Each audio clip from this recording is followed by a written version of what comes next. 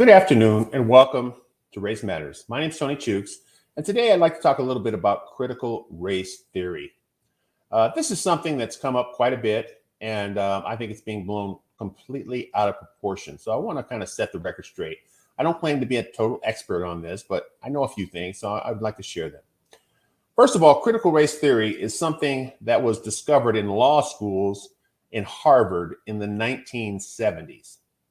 Now, if critical race theory was, now before I get into it and tell you what it is, if it was so dangerous, why weren't we talking about it during the Nixon administration? Why weren't we talking about it during the Reagan administration or the Bush administration? Because it wasn't on anybody's mind. You see, it has only become politicized, and the main reason it's become politicized is because it has the word race in it. And anytime the word race comes up, that scares people. Oh no, I might have to talk about something. Oh no, it's going to be really uncomfortable. Race. Oh no, I don't want to talk about that. Oh, that makes me feel, So all these things come up and we get scared.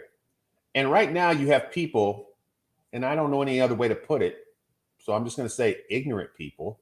And I don't mean that in a pejorative sense. I just mean they're lacking knowledge, because they don't understand what critical race theory is. Once again, critical race theory is something that was discovered by law students in Harvard. And I want to read it here so I get it right here. It's a legal theory that came from Harvard Law in the 1970s. And it looks at the way that the law creates race and sustains inequality via racism. So that's what critical race theory is. It is a law. It's a graduate level course. It is not taught in elementary schools. It is not taught in junior high schools. It is not taught in high schools. And it's not even taught in undergraduate college. You have to go to law school. It's a graduate school course.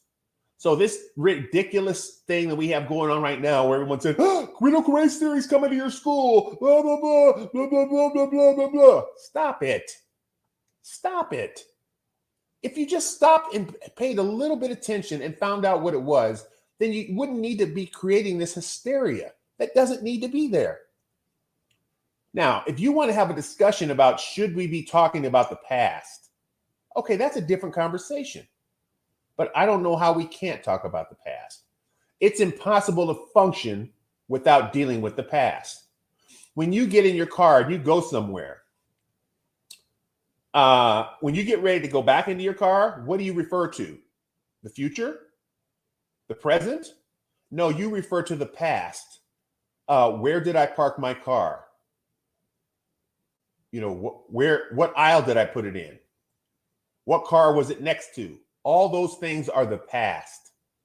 We function off the past. The present is only there for a short second. The present is only there for just a flicker. So we can't do anything present. Future, you can't do anything in the future because it's not here yet. So the only thing tangible that we can live off of is the past. And if we recreate the past, or if we don't tell the truth about the past, then we don't learn the lessons that we should have learned, and we're bound to repeat them again. I don't have time to go through the history of this country, but it's not pretty. And it certainly isn't pretty when it comes to race. How Black people specifically have been treated in this country. Or, like I say, how the American Indian was treated in this country. How the Japanese were put in internment camps for 4 years in this country.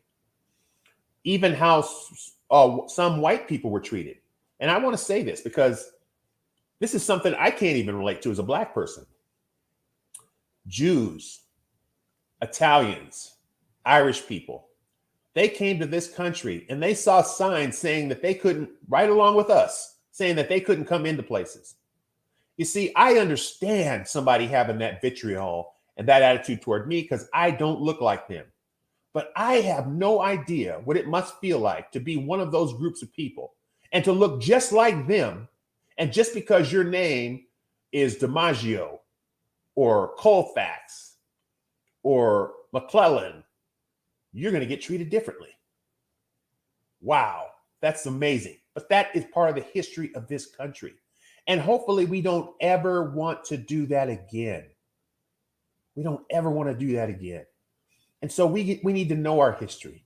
What makes somebody great is to be able to admit when they've done something wrong and then correct it and make themselves better. Not try to act like they didn't do something and hide it because of the way they feel about themselves. That's not a true man. A man's going to stand up and say, you know what? I made a mistake. I did this wrong. I should have done this way. I should have done it that way. And I wish I could change it, but I can't. But I can do something about it now. First of all, I can acknowledge it. I can tell the truth. And see, that's what we got to be able to do in this country. That's what, if you want to make America great again, let's be great about telling the truth.